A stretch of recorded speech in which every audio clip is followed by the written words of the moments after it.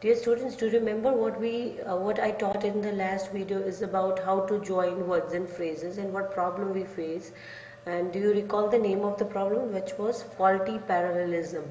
And I told you the ways to fix that problem. But in today's session, we are going to discuss how to join two independent clauses together. So there are two different ways, means joining clauses together to form larger sentences.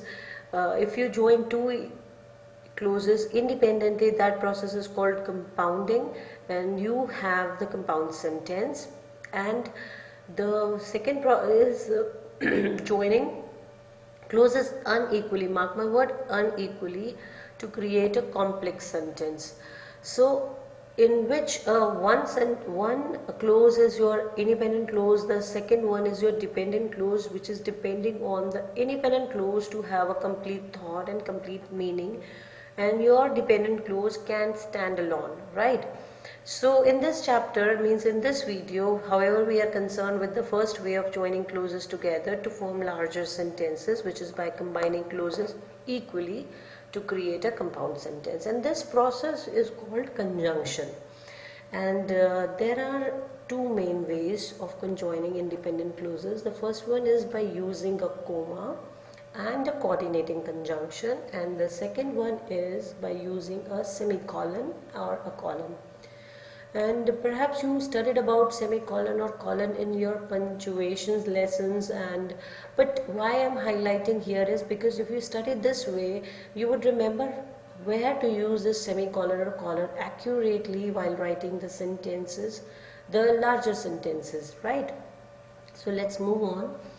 Joining independent clauses with commas and coordinating conjunction. The most common way of joining two independent clauses together is to form a single compounded sentence is by using a comma and coordinating conjunction only. So what I mean is, I want to show you with the example. It was getting late, so we decided to quit. So can you spot your coordinating conjunction here? Yes, this is so here. And a comma. So whenever you are combining two independent sentences which can stand alone, which are representing the complete thought, you have to combine them using a comma. Remember this point, right? And I'll definitely speak about this thing over and again throughout the video lesson so that you can remember. You cannot, I'll not let you forget this thing. So let's move on. There are 7 single word coordinating conjunction, and there is also a helpful acronym for remembering them, which is called a fanboys, and you might have studied in your previous classes about this. So fanboys, wherein F stands for, A stands for and N stands for nor, B stands for but, O stands for or, Y stands for yet, and S stands for so. So let's understand individually what this fanboy means to you.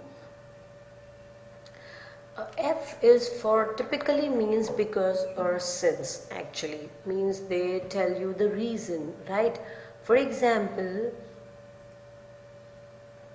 they knew all the answer for they had already taken the exam, means because they had already taken the exam. If I rephrase it, for is not as commonly used in the sense as because.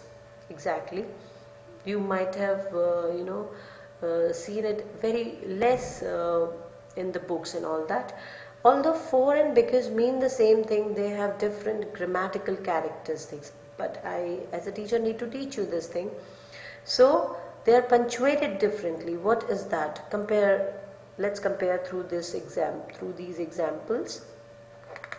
When we use for as a conjunction, we need to put a comma, which I already told you that we celebrated, comma, for it is for her birthday. So you need to remember, for is a conjunction, a coordinating conjunction. So if you are going to join it, you need to put a comma. But because is an adverb, so it is not used with comma, right? So we celebrated because it was her birthday.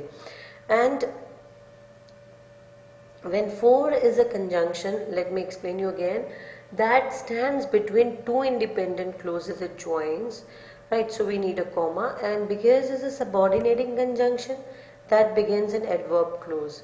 Means because is an adverb and there is a clause after it. It was her birthday, so it is an example of subordinate clause, and you are going to put this here as an adverb clause.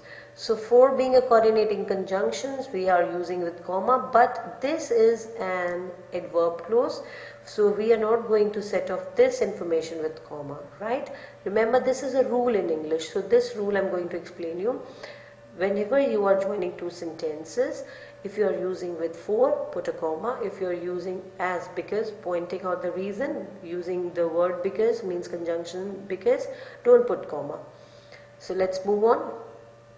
And is, in logic joins two prepositions that are claimed to be truly independent or true independent sentences. For example, Riya is Gujarati and Simran is Marathi, and Simran is Marathi and Riya is Gujarati. So since two clauses are totally independent of each other, we can give them